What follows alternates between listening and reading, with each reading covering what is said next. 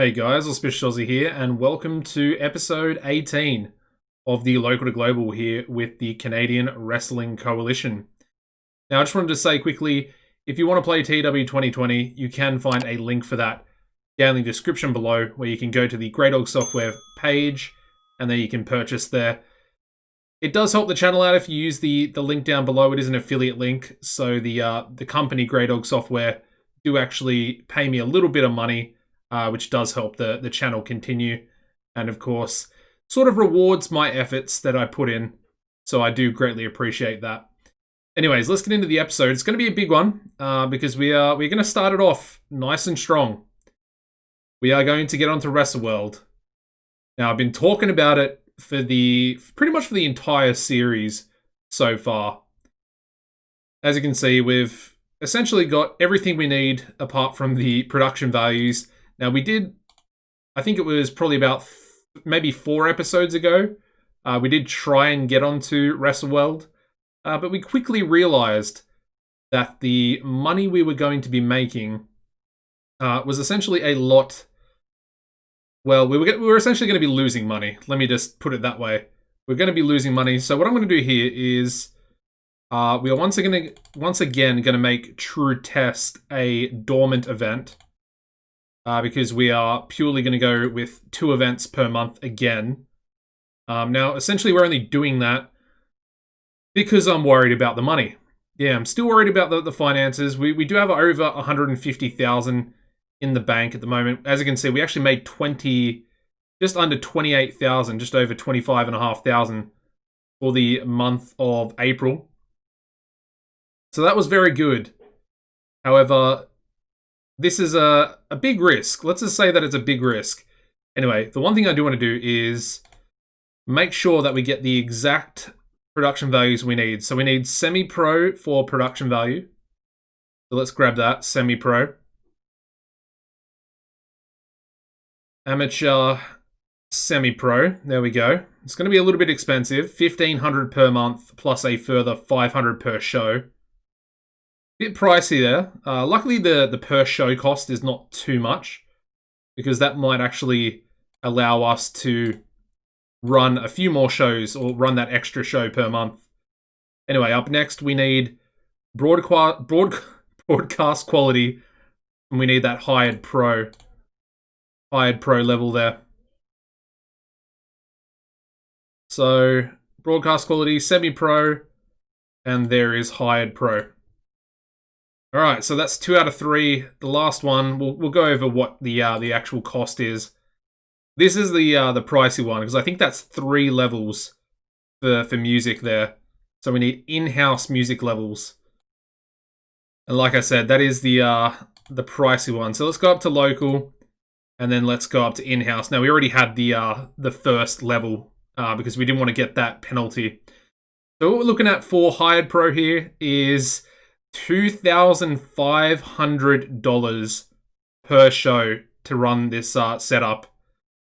So we're essentially spending $5,000 extra per month just on broadcast quality. Now, I think we can probably, I'm hoping we can expect a little bit of broadcast revenue. That'd be great. But this is the big one. This is the big one here. So music in-house costs $10,000 per month, but it has no per show fee. So we lose $10,000 every month, no matter what. Now that is a massive cost. Anyway, we also have no rivals, but that's because ACPW went up to medium size in the last episode. So yeah, what we can do now is actually finally get on to WrestleWorld. So let's negotiate a new deal for our events. And essentially, all we can do is on demand, because they are an actual on-demand service. Yeah,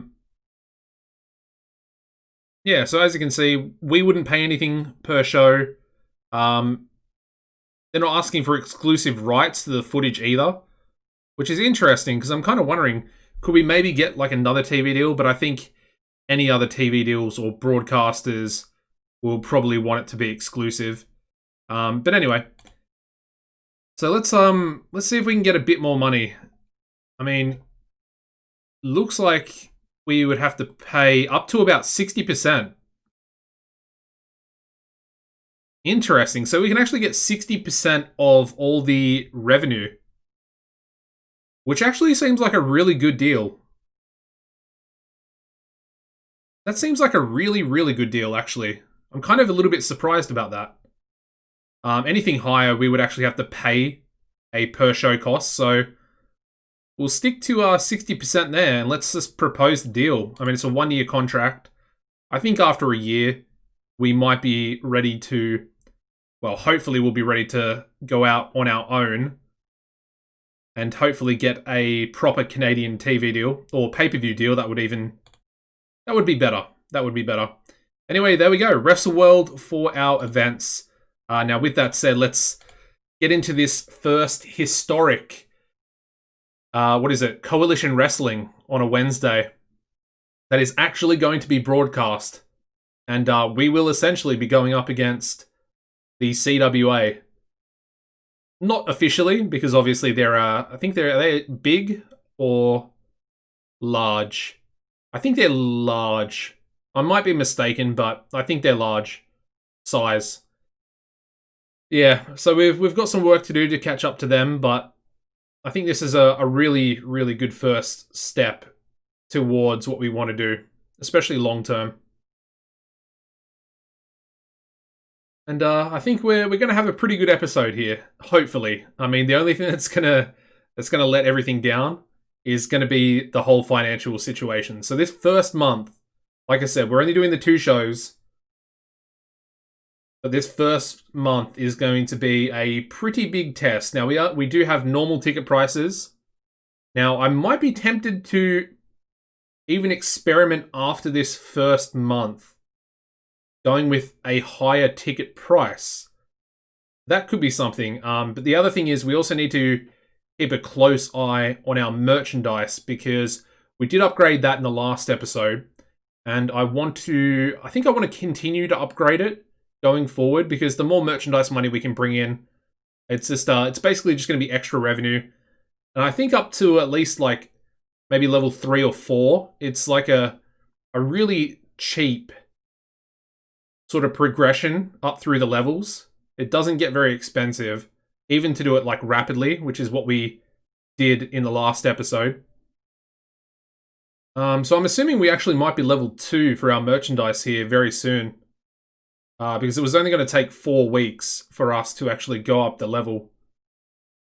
Because we did do that rapid, or we paid the rapid fee, which was only like $150 per week, something like that. It really was kind of negligible.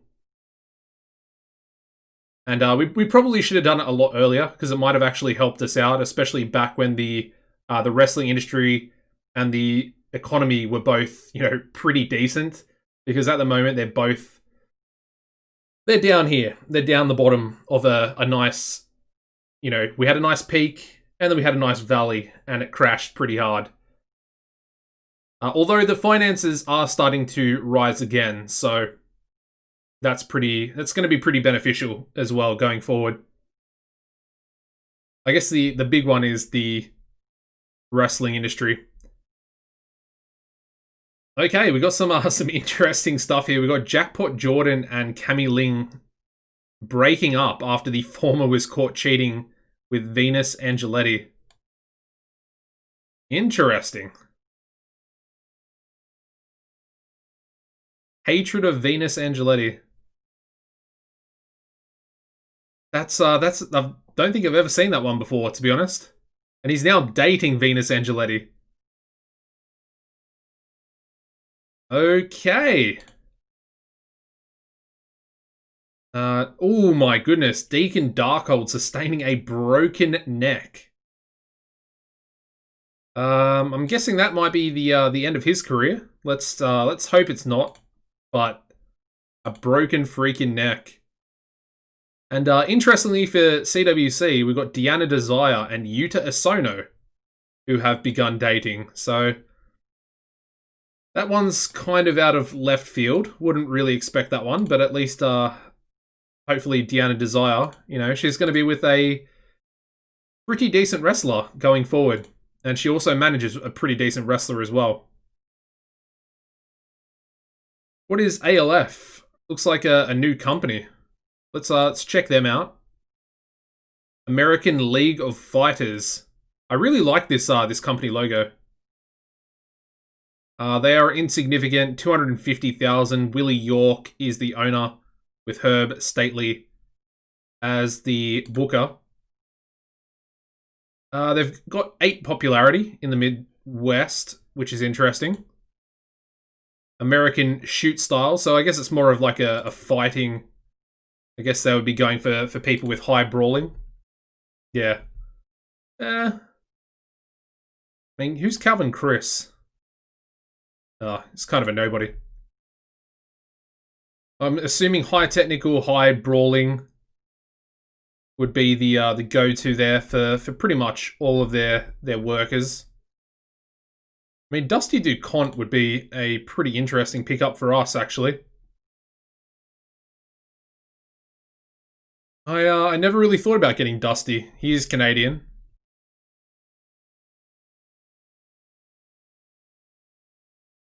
Yeah, interesting.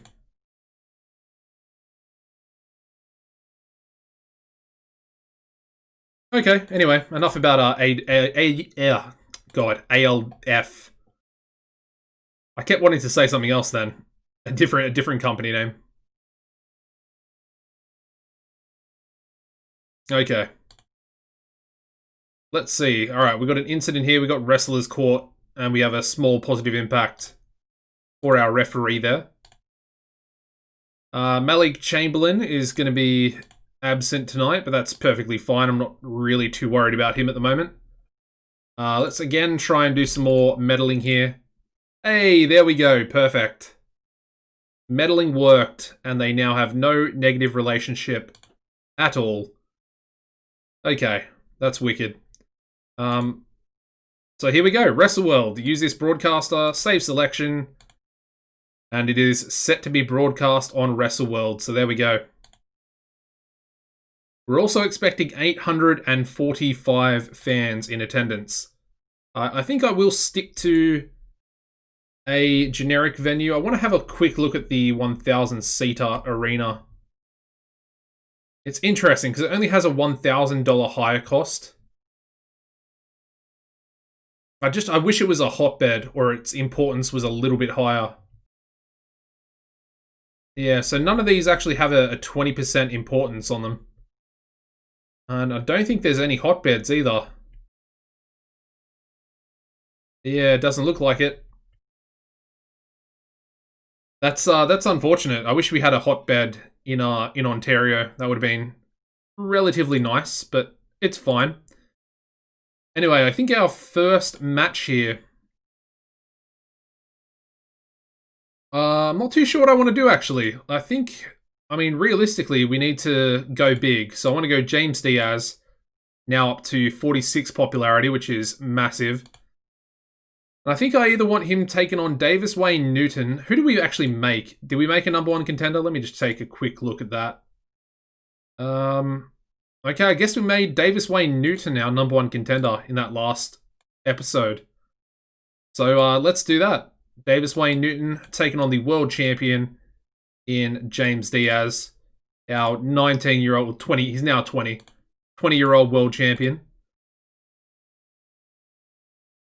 He is very, very impressive though, so don't count him out.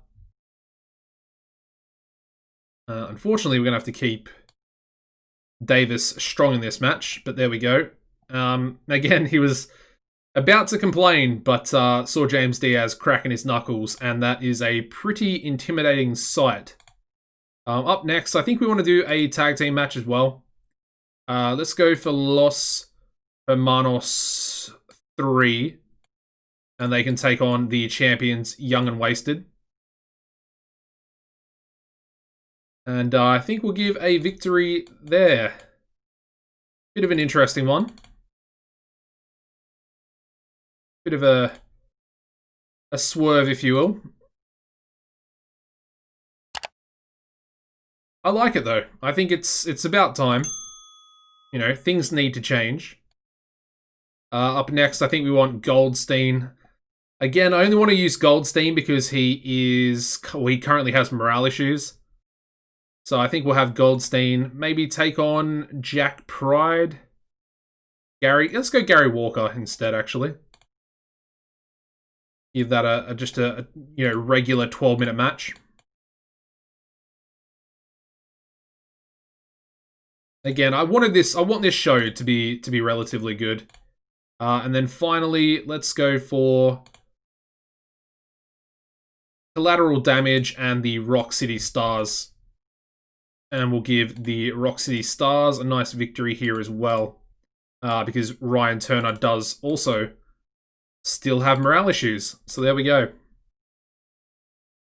We'll make that one our storytelling match as well, because we're going to do an angle before it. And yeah, let's have Alexander Robinson, who's going to come out. And let's do this. Alexander Robinson announces CWC is now on WrestleWorld.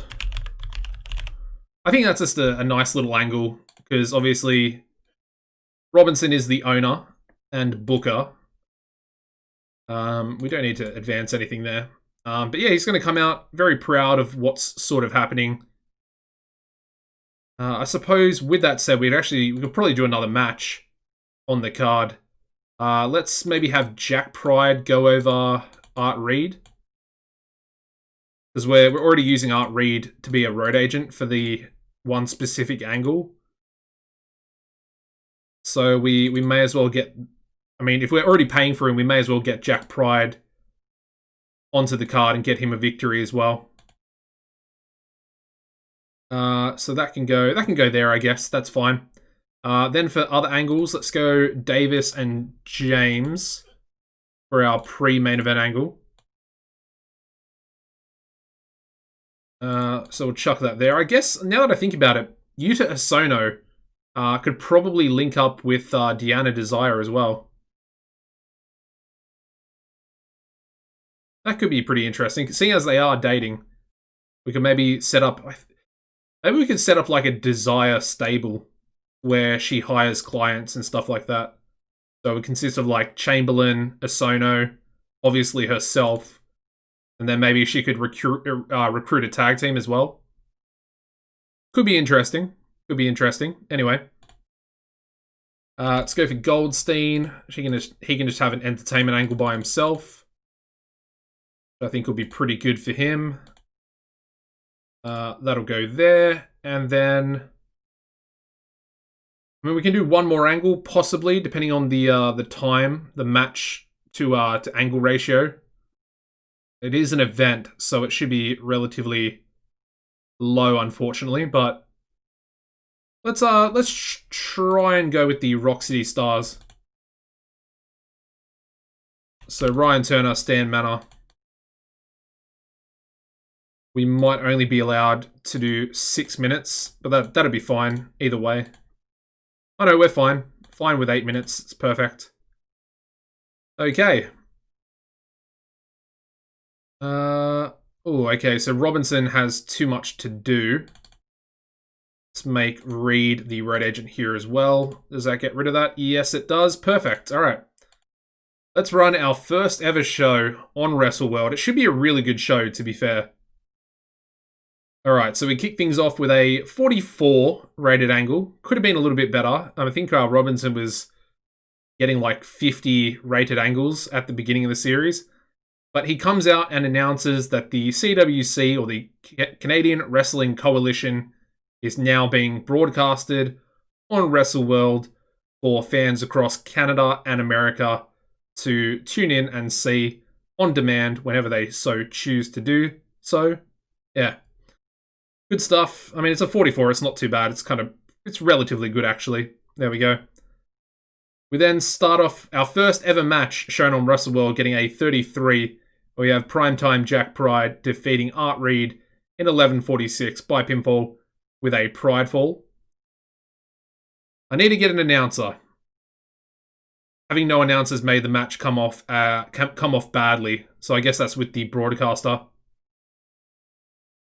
All right, we'll do that before the next show, but it's fine. It's not going to affect things too much. We go into a 58 rated angle where we have the Rock City Stars. That's pretty good, actually. Both of them doing well off script as well. Hopefully we can get rid of Ryan's morale issues as well, because that does actually drag match ratings down. We then go into a 38 rated tag team match where we have the Rock City Stars defeating Collateral Damage in 11:57 when Rock and Ryan Turner pinned Leo Caddy LeBlanc with a 6-string shooter. And of course, we have the good chemistry for LeBlanc and Chip Martin. Not a bad match, but could have been better. We then go into a 59 rated angle from a returning Aussie Goldstein. Just kind of upset that he's not in the main event, really. And, says that he's gonna beat his opponent with ease. And he does do that, getting a 43 rating for Aussie Goldstein defeating Gary Walker in 11:33 by pinfall with a golden shower. And of course, Goldstein, I guess his hot new move. I mean, it's not the golden shower is his old move, but I guess in a weird way we could maybe say that he's modified the golden shower, and that is the hot new take on his move. We then go straight into our Coalition Tag Team title match, which gets a 43, where we have Los Hermanos 3 defeating Young and Wasted in 12:10 when Marco Gonzalez submitted Taylor Norton with a Latino crab, and Los Hermanos 3 win the CWC Coalition Tag Team titles. And yeah, we have new champions. Los Hermanos.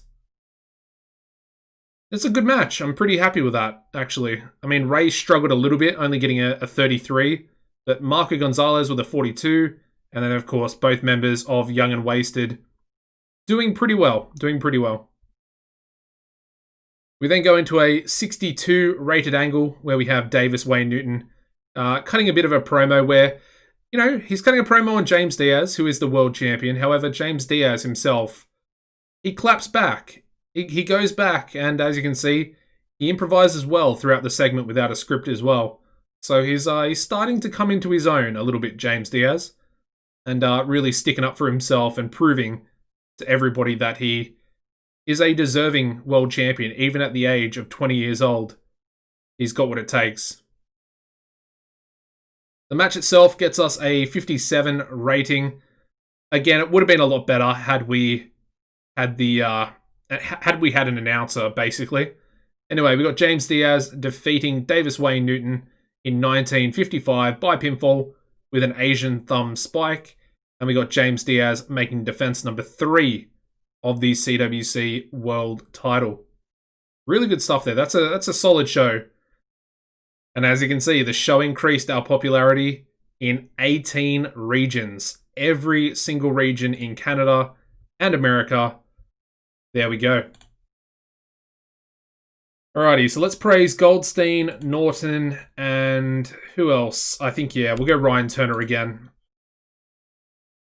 Rockin' Ryan Turner, there we go. Alright, so pleased. Unfortunate, but I don't think we're going to get rid of any morale issues. I think they need to be happy for the morale issues to go away. Hopefully, if I use those same 3 workers again on the next show, we'll be able to get rid of those morale issues. Anyway, Coalition Wrestling was shown last night and managed to get 43,592 viewers.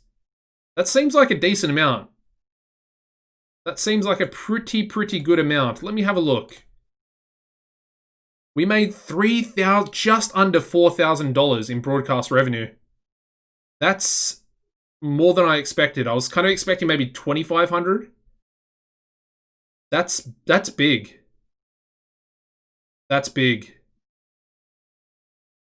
It's not going to offset the cost that we're missing.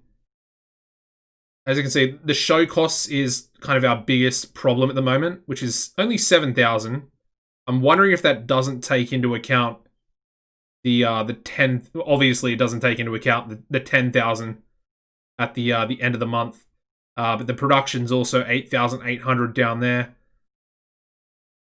So, you know, I'm assuming the extra 10,000 is probably going to come from that at the end of the month. It'll be like another little extra that the music gets tagged onto. We'll have to wait and see. Anyway, after that first show, we made 3,300. So it could be good. We could be losing about maybe 4,000 per month, possibly. I don't know. It's an interesting one. Actually, now that I think about it, kind of the more shows that we run, the better, actually. If we were running a third show, if we're making 3,000 per show with the WrestleWorld broadcaster, it actually would make more sense. Maybe I should chuck another one on. And my thought process behind that is, we're making 3,000 a show, where we're gonna lose that. In my opinion, the 10,000 for the music hasn't been taken out yet. It doesn't get processed until the end of the month. I might be wrong about that, but that's my thought process behind it anyway. Because after that first show, obviously there wasn't more than 10,000 gone, so it can't be taken out from that, if that makes sense. So if we run 3 shows, we could essentially be making about 10,000, and then that would potentially offset that $10,000 music cost for our music level in our production value. So maybe we go with the 3 shows. What have we got here? We got a pay rise request from James Diaz. However, it's actually really good. He wants $90. That's how much he thinks he's worth, and he's requesting a $60 pay rise. So we'll give him $45 because he's not going to be upset about that. There we go. Happy about that. And there we go, merchandise upgrade. So the operation has successfully upgraded to amateur level, and no further upgrading will take place unless you request it. So let's do that now as well. Let's go back into merchandise. So we're now level 2. Live shows can expect to make an average of around 50 cents per fan in attendance, and around $1 per popularity point per region each month from the mail order side of the business. So Rapid's only going to cost $250 per week. And it's only going to give us 10% progression for each week. So it is essentially going to cost us $2,500 in total to get up to that next level. Although it is essentially doubling the... well, it's essentially more than doubling, because we get $1 per fan, which is double there. But we then get $3 per popularity point. And at the moment, we're only $1 per popularity point. So yeah, I think we'll just go Rapid again. We want it to be as fast as possible. And, I mean, it's going to be 10 weeks with Rapid as opposed to 20 weeks at normal. It's more than double the cost, but I think it's going to be worth it. It's only $250 per week. So yeah, it's going to be a little bit costly, but I think in the long run it's going to be more beneficial for us to be making more money from that. Anyway, let's take a quick look. I want to have a look at our show history. So there we go. Let's take a quick note there. The other thing we need to do is get the announcer. I forgot about that. So what we'll do, let's go back into events because we want to reactivate True Test.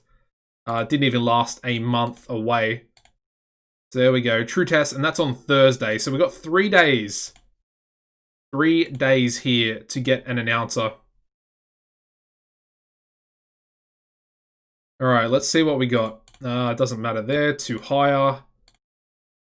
All right. So he works for QAW. Prefer not to be with anyone that is currently working. So Dane O'Hara's got 60 announcing, 45 color, 220 per show. No popularity in Canada, which is fine. We've got this guy, Graham Ablett, who has 45 announcing. Only going to be 180 per show.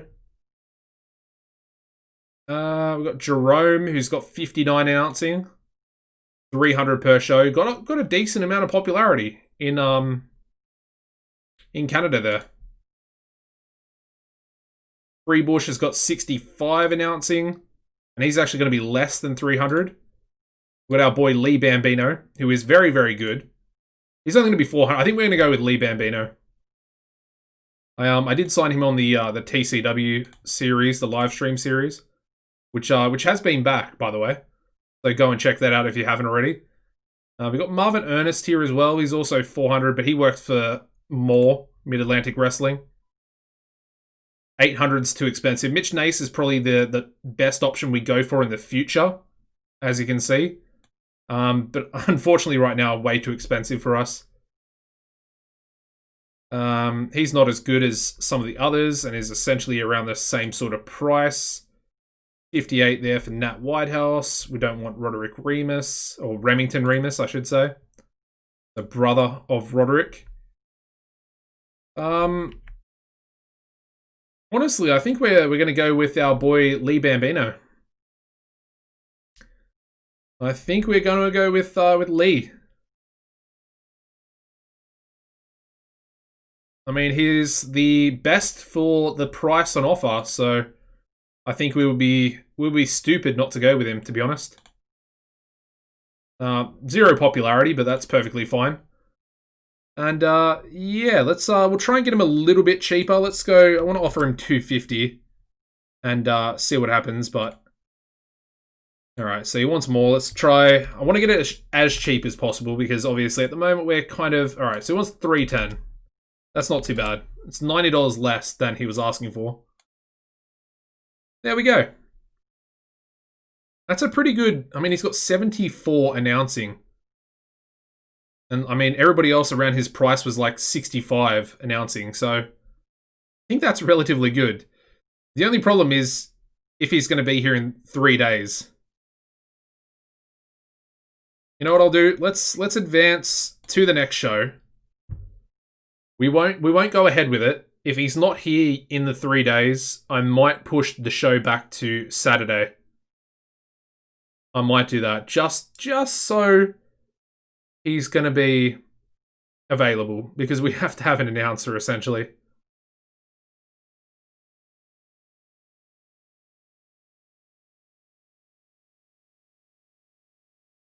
Either way, I think it's it's by far the best option we can get apart from Mitch Nace, who, like I said, essentially going to be more than double his wage, which is fine. But here he is, Lee Bambino. Welcome to the coalition, mate. Okay, we got some more weird stuff. It's all going on with the with Rich and Famous. But Trent Schaefer and Jake Idol now hate each other due to the fallout from the Alicia Strong Jake Idol affair. Yeah, so they're broken up, Alicia Strong and Trent Schaefer, after she was caught cheating with Jake Idol. Are they dating now? Is that a thing as well? Yep, she's now dating. She is now dating Jake Idol. Lots of cheating going on, especially with like I said, Rich and Famous. Those boys are getting busy, causing some real problems. But yeah, let's go to announcers. Let's go Lee Bambino. We could essentially put Alexander Robinson in there as well as a color commentator, and maybe just use Art Reed as a road agent. But I don't know. I don't really want to do that, so I think I'd rather not. If I show you here, Robinson he's just got a bit better psychology, and obviously respect and experience and all that type of stuff. So he's got 77 psychology. Art Reed's got 72. It's pretty close, but he just kind of edges him out a little bit. And as you can see, Reed's respect is only 65. So there is a reason why I use Alexander Robinson as our road agent. But maybe we won't have to in the future. Maybe we won't have to. Anyway, good to see Goldstein. His morale issues have dropped down to minor, which is good. But now we've got Stan Manor, who was on the last show, so I don't understand why he's got an issue. I guess it's like an old issue that he had before. But we're starting to get some morale issues. That's a problem. That's a problem. Anyway, let's get on the next show. Looking forward to it. I should probably keep a close eye on our popularity.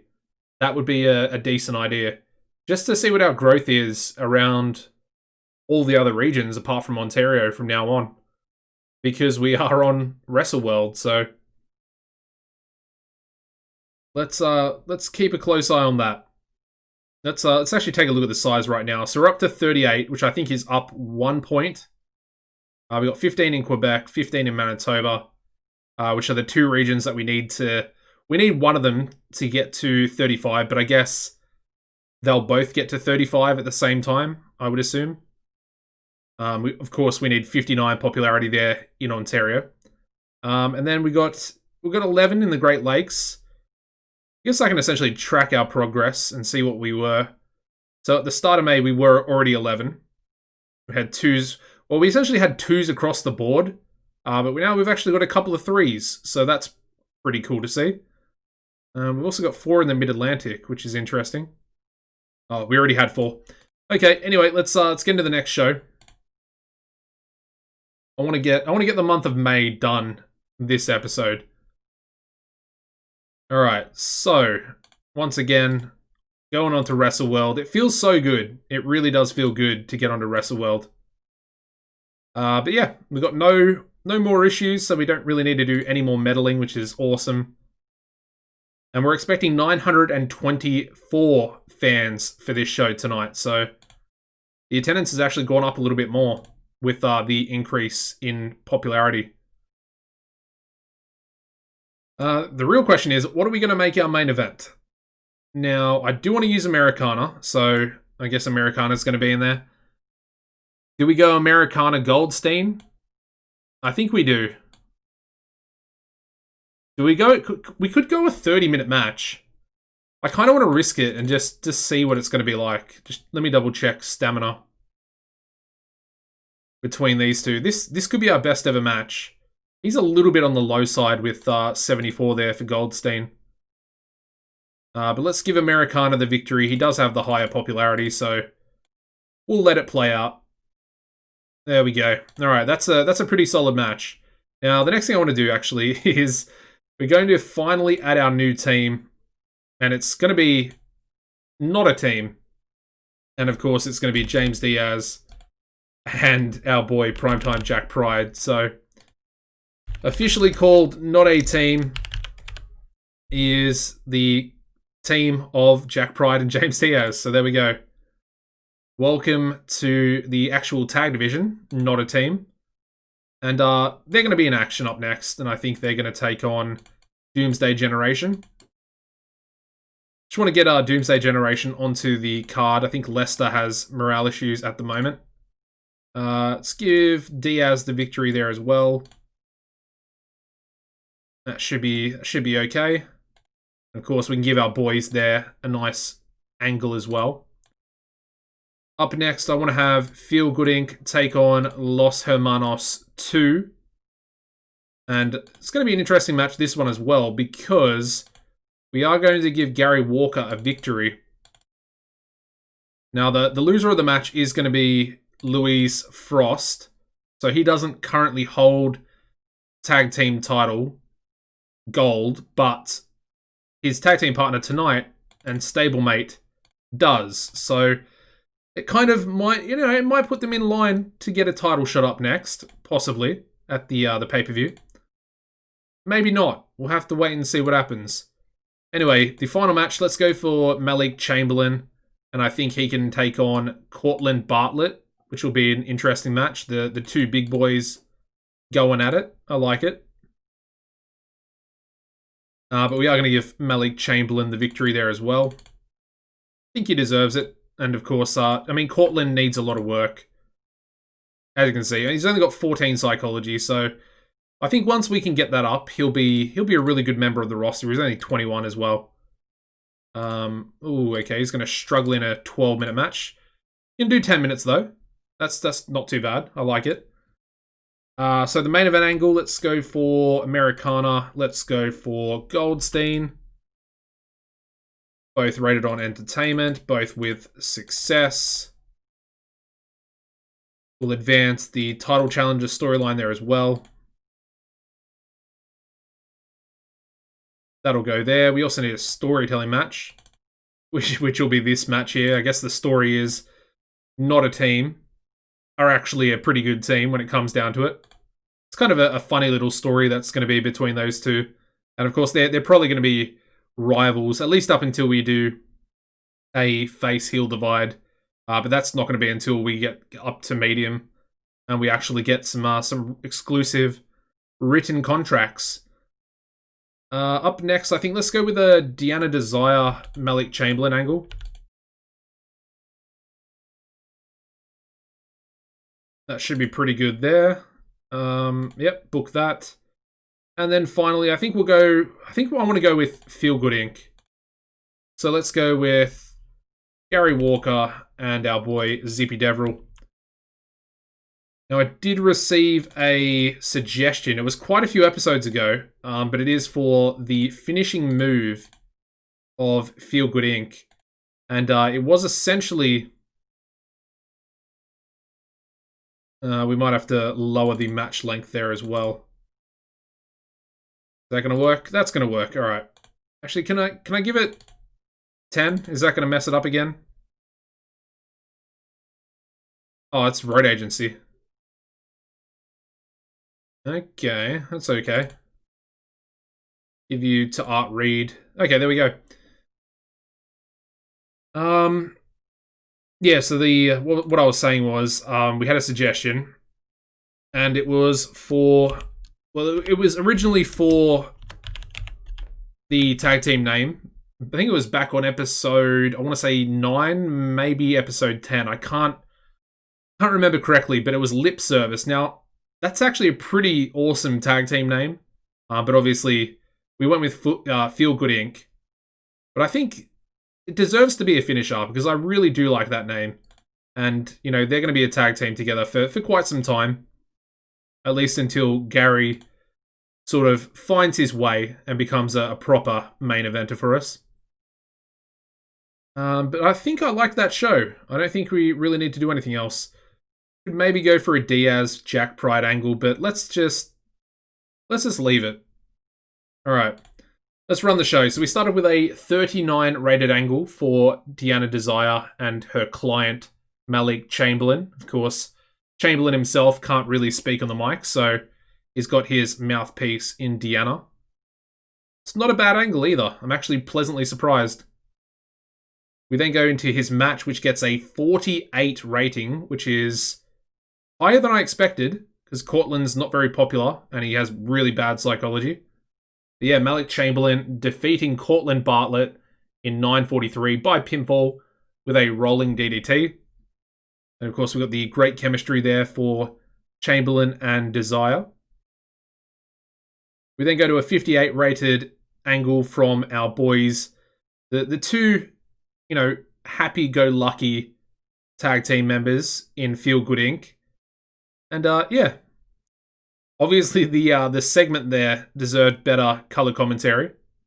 It's pretty funny that that's an actual thing, but anyway, because we don't have any color commentary, so obviously everything deserves better color commentary. Anyway, it's just a bit of a silly thing to say. But yeah, Zippy doing really well without a script. Their tag match gets a 42 rating, where we have Feel Good Inc. defeating Los Hermanos 2 in 12:18 when Gary Walker and Louise Frost with a lip service. There we go, the new finisher in action. And we had both Gary Walker and Louise Frost both off their games in this match. So that's it's a bit unfortunate, but anyway. We then go into a 50 rated tag team match where we have Not a Team defeating Doomsday Generation in 12:15 when James Diaz pinned Original Sinner with a thunderous powerbomb. And yeah, James Diaz head and shoulders above everybody else in the match. And we had Sinner being the weak link. Yeah, good to see Jack Pride with a nice 38 in-ring performance there. I'm actually pretty happy with that. And of course, we got the Excellent tag team chemistry for not a team. All right, we then go into a 64 rated angle where we have Americana Jr. and Aussie Goldstein. And of course, they're going to lock horns in the main event here. Should be a really good match. I'm expecting a 70 or above. Not as good as I thought it was. Okay. It should have been. It should have been a 70. But we got penalized for lack of color commentary, which is fine. That's fine. Also might have been the match length. We gave them 30 minutes. 20 minutes might have been better suited. Anyway, we get a 63, which is above average, so we'll definitely take it. But we do have Americana Jr. defeating Aussie Goldstein in 30 minutes and 1 second by pinfall with an American crush. Great stuff there from Americana. He got a 68, and then we had a 67 there from Goldstein. But as you can see, the match deserved better color commentary. So there we go. Let's have a look at the actual penalties itself. So we had low morale for both of them, which kind of sucks. Title challenger storyline low heat apparently, and yeah, penalized for a lack of heat as well. Which it just got penalized twice, so I don't really get that. Anyway, yeah, poor color commentary, low morale, and a bit of inconsistency there from Americana. Anyway, overall show rating getting us a 59 there, so it's pretty good. I'm definitely happy with that, and I think that's more than enough for us. Anyway, let's go Americana, let's go Goldstein, and let's go for Sinner as well. Sinner, I think, was it Sinner or Lester? I know Lester. What is his name? Wicked Lester. I know he had morale issues, but I'm just wondering if I think Sinner might have had morale issues as well. Not 100% sure, but I think he did. Anyway, we've got a lot of morale issues at the moment, so honestly, it doesn't really matter who we go with, because I feel like after every show, we're essentially going to get rid of some, and then we're going to get more. So it doesn't matter. Anyway, true test viewing figures. We actually beat our last show rating, which is obvious because we got a better show. But we get just over 46,000. So yeah, 46,158 viewers on WrestleWorld. Let's take a look at the finances again. So we're up to 8,400 now. Okay, we didn't actually gain as much in broadcast revenue from that one, though. Because we're only up to 8,077. That's interesting.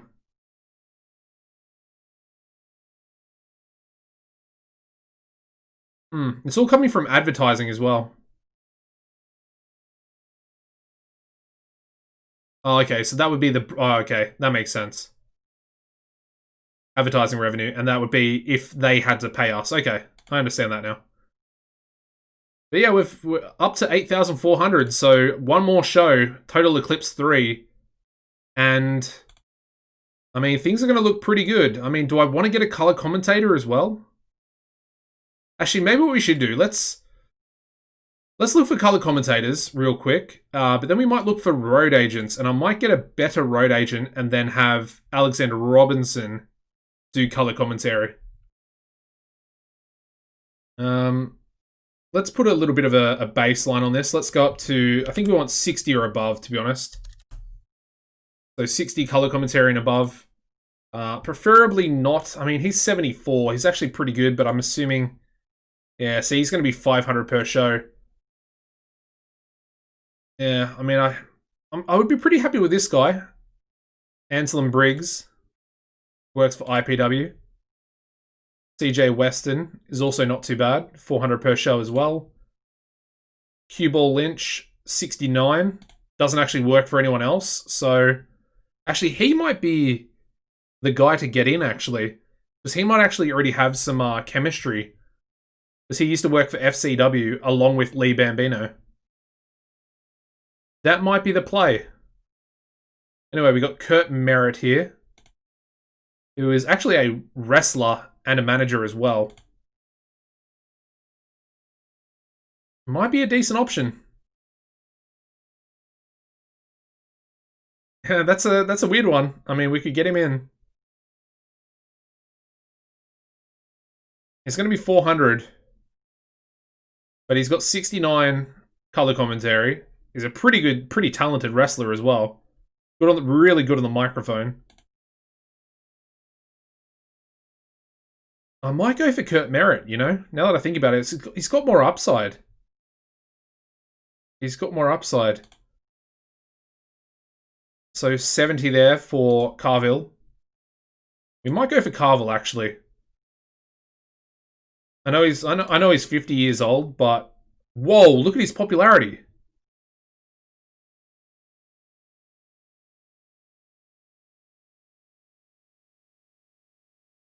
Ooh, okay, I think we're going to go with Carville. He's only 400 per show. Alright, we're going with Carville. Again, we're going to go events and A shows. He wants a lot of revenue sales, but he's got 68 popularity across Canada. Ridiculous. Let's try and get 250. Would like to try and lower this as well. Maybe like 15%. So we'll try 280. Let's try 300. I don't really want to go above 300, to be honest.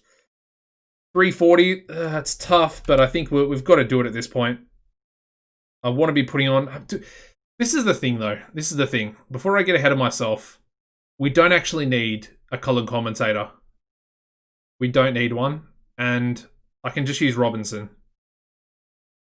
I need to think about this, because I'm getting a bit ahead of myself, I think. Let me bail. Let me bail. We're not going to do it. It's unnecessary cost, and we just don't need it at the moment. Yeah. Also just noticed that, yeah, as you can see, no longer have any morale issues there for Aussie Goldstein. So that's a positive. That's a positive, for sure.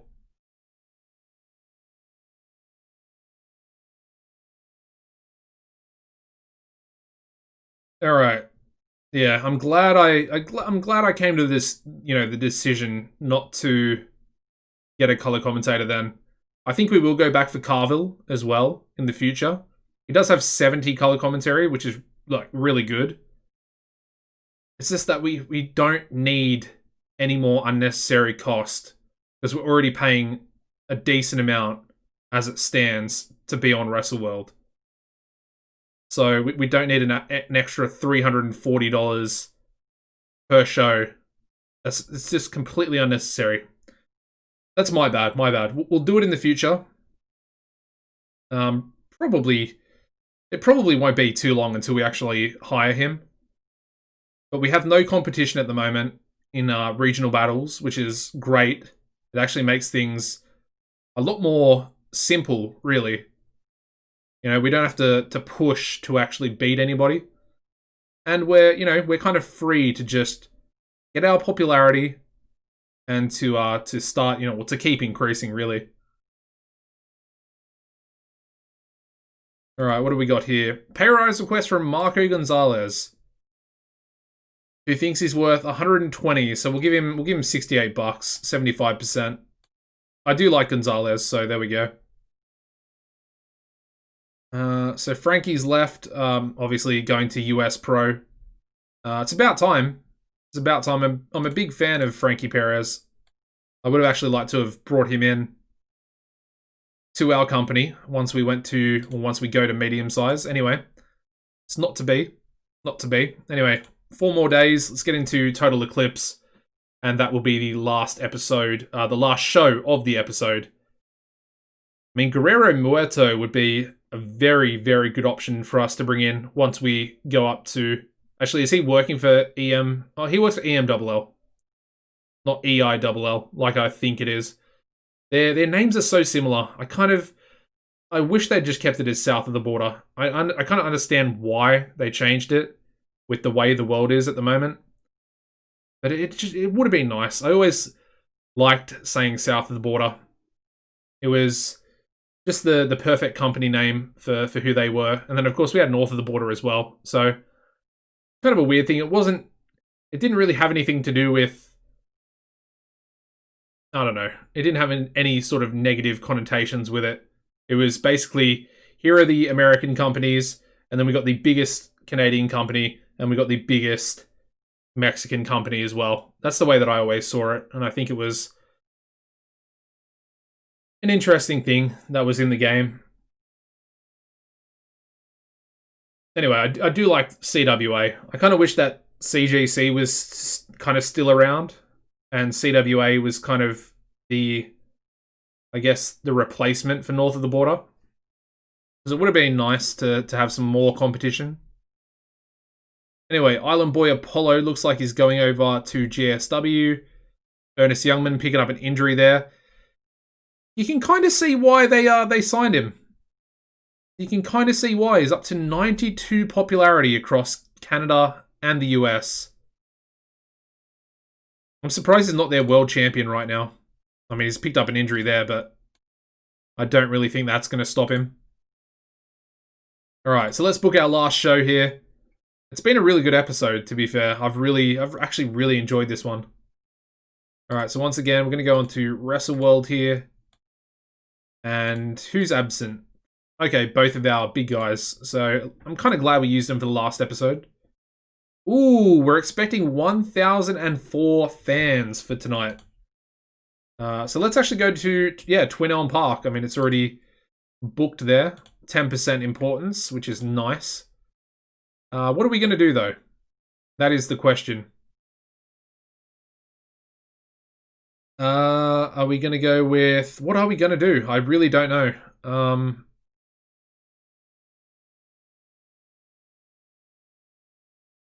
It's too risky for me to go Gary Walker, James Diaz. Actually, is it? I don't think it is. Let's do it. It's not going to be great, but at the very least, it's going to be acceptable. It should get a 55, in my opinion. I feel like it kind of will. I'm just hoping that Gary Walker can actually go for 20 minutes. Yeah, okay. He can. Perfect. Up next, let's... Oh, we can't do the tag team title match, I was going to say. But let's have Young and Wasted take on Collateral Damage. Or did they already verse each other recently? No, they didn't. They didn't. I want to give a nice win back to Taylor Norton. I want to get rid of his morale issues, man. It's really frustrating me a little bit. There we go. So that'll be our storytelling match as well. Nice. Then I think we'll go a singles match for Davis Wayne Newton. And he can take on Charlie Corner. Should be a good match. Again, I say it every episode, but I do like Charlie Corner. I really do like him. So there we go. It's a nice little match for him. And then finally, let's finish off with a tag team match. Let's go with the Rock City Stars, and they can take on... Yeah, I don't know, actually. Let's just go for a random team. Let's go Jay Silver and Zelquin. There we go. That's a random match. Bit of a throwaway. Stan Manor getting the victory. Does have the morale issues now. So, essentially, Ryan Turner passed him on to Stan. And then we'll do some angles. So, let's go for Diaz. I guess we can put both of them in there. There might be too much of Gary Walker on the show, though. Not in the same storyline, unfortunately, either. Then we'll have an angle for the Rock City Stars. So Rock and Ryan. Dan Manor.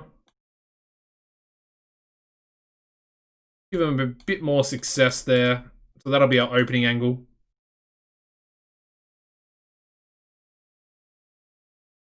Which is nice. Then we'll go at Davis Wayne angle. I wonder if we can do Charlie Corner in there as well, because I think Charlie has decent entertainment skills. Yeah, he does have relatively decent. He's Quite good, man. Charlie Corner, I say it every episode, he's quite good.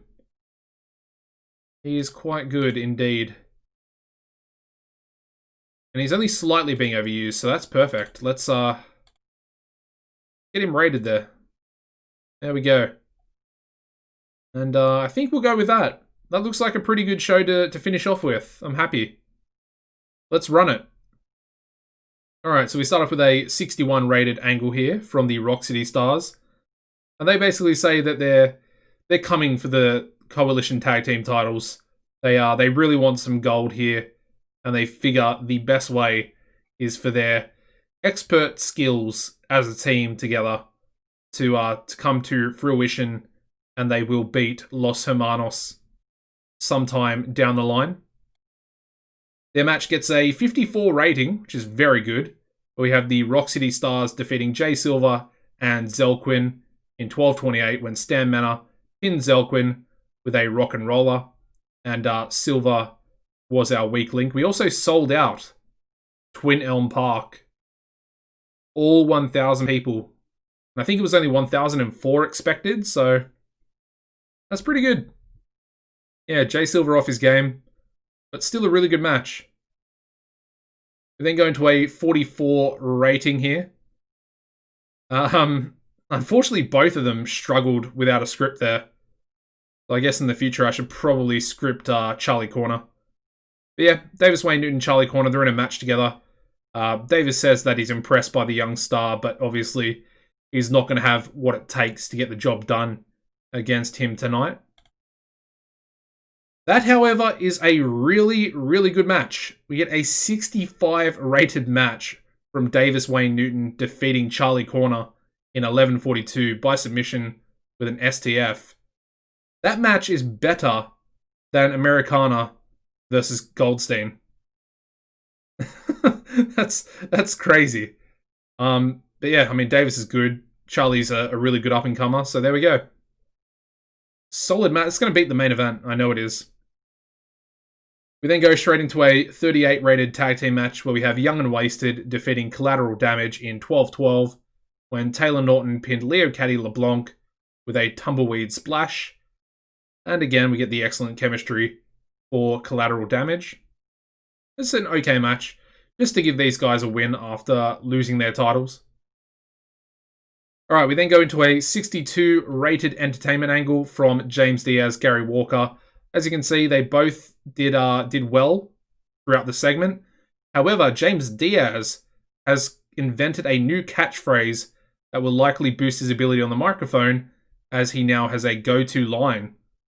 So I'm assuming that's going to hopefully put his microphone ability up a couple of points at least. That'd be very decent. Anyway, main event up next. And it bombs. It really bombs. That's quite bad. Yeah, that's an awkward one. That's an awkward one. We get a 49 for the main event, and we have James Diaz defeating Gary Walker in 1946 by pinfall with an Asian thumb spike. James Diaz making defense number 4 of the CWC World title. Yeah, that's a toughie. That's a tough one. It's a very tough one to take, especially for the last show of the episode.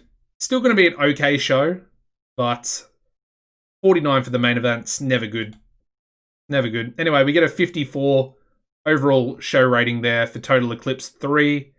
But again, we were missing 2 of our biggest stars. Probably would have only used one of them anyway. But there we go. Gary Walker, still not ready. He's not ready, brother. He's not there. Anyway, Stan Manor, Taylor Norton, and who else are we going to go with? I think Zelquin had... Oh, let's go for Charlie Corner. Because I know he has morale issues as well. Okay, hopefully Stan and Taylor, their issues will be sorted out. Maybe even Charlie? I think Charlie's loyal to me, so that might play into it a little bit. He might lose his morale issues. Anyway, the big thing is we want to check the profit for that month. Anyway, viewing figures down a little bit. 45,694 viewers for Total Eclipse there. So that's down. It's about 500 less. Anyway, let's advance the 1 day. We'll get into June, and let's take a look, see what happened with the finances. I'm thinking it might be okay. I'm thinking it might be okay. I'm hoping it is. Otherwise, we're gonna have some problems going forward. But I think it might be okay. Let's have a look, please. Come on, profit. Whoa. Okay. We made $16,000. Yeah. That's an interesting one. So we got $3,000 more in sponsors. We made over $12,000 in broadcast revenue. We made an extra $5,000 through ticket sales as well, which is from the increased popularity that we've got in Ontario now as well. Merchandise itself was up about nearly $700, which is massive. Should have done that a long time ago. That's going to be my my tips video for local to global series or saves that you guys are going to do, and for just to help others as well. But there we go. So the worker costs were obviously up a little bit because we used Americana, who's now on like well over 1,000 per appearance. And of course, Goldstein there as well. The show costs were nearly double, which is crazy. And then, of course, the production value costs were about 22 times higher than they were the last month, which is absolutely crazy. But that's fine. That's fine. Obviously, half of that is essentially just the music cost. So there we go. That's a good month, man. 16,000, and we're on WrestleWorld.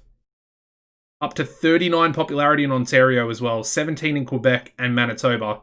So we gained 3 points of popularity in both of those regions, Quebec and Manitoba. And then we gained 2 points of popularity in Ontario as well. That's a decent month. That is a very decent month. 2 points in the Great Lakes. We've got 2 points in pretty much most of the regions. A couple of the regions didn't even go up in the US, like Southeast, Southwest, Puerto Rico, and Hawaii. None of them actually went up. They're all still on 2. Don't know why. I'm assuming it has something to do with the amount of viewers in that area, or those areas, or those regions, I guess. Anyway, perfectly fine. Let's have a quick look at the title prestige. We're up to 41 current prestige on the CWC World title and the Coalition Tag Team titles. I think they dropped. Did they drop a little bit? Maybe they did. Maybe they're the same. But we have new champions, so that's pretty cool. Anyway, there we go. That's episode finished, done and dusted. Make sure you drop a like on the video, guys. It's been a pretty incredible one, I would have to say, and hopefully you guys have enjoyed. And of course, make sure you subscribe to the channel if you haven't already, guys. I know there are a few of you, because I look at the analytics, and it says that quite a few of you are not subscribed. So make sure you do that. Hit the notification bell button as well, and that'll keep you notified when these episodes come out. So you don't have to type in the channel name every time. Will hopefully come into your feed nice and easy. You'll have a little notification up there by your bell icon at the top, and you'll be able to watch the episodes nice and easy, guys. Very, very simple thing, and I like seeing the bell notification stats go up. We're up to, like I said a couple of episodes ago, we're at 9.1%, which is pretty crazy because it's gone up 1.1% since I started talking about it back in the day. You guys are amazing. Thank you for all the support. Love the comments. I mean, you guys have been smashing the comments as well recently. It's just fun responding to you guys, and I really do enjoy it. So, got any more comments, just some kind words, please feel free to leave them down below. Like I said, I respond to every comment, and I really do appreciate it, guys. Apart from that, as always, take it easy, and goodbye.